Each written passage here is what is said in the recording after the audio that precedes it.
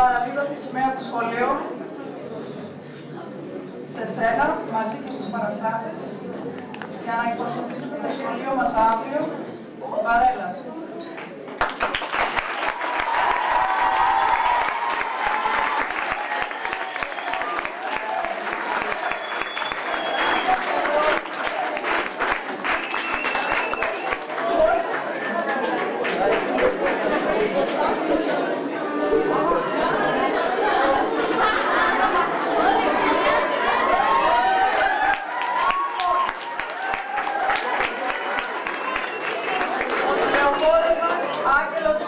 Από το γάμα 3.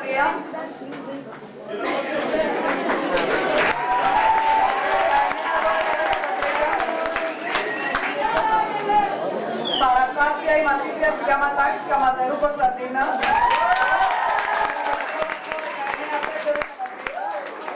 Και η μαθήτρια Καράγιο Καθαρίκη από τη γάμα τάξη.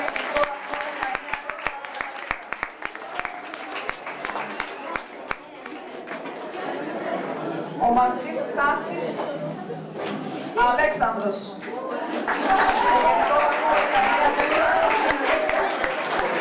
Σοβάθησε με την μαθήτρια Καράγιο Καφού.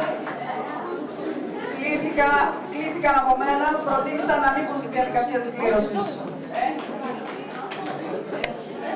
Από τη Β' τάξη ορίζει ως παραστάτη τη μαθήτρια του Β' 3 Παντοσίτη Γεωργία με γενικό βαθμό.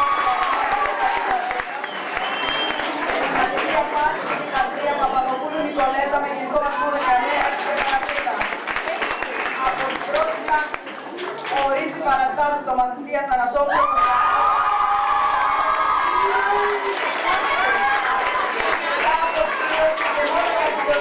Στις 28 Οκτωβρίου, ενώ για την 25η Μαρτίου θα οριστεί παραστάτης ο μαθητής ή η μαθήτρια που θα συγκεντρώσει τη μεγαλύτερη βαθμολογία.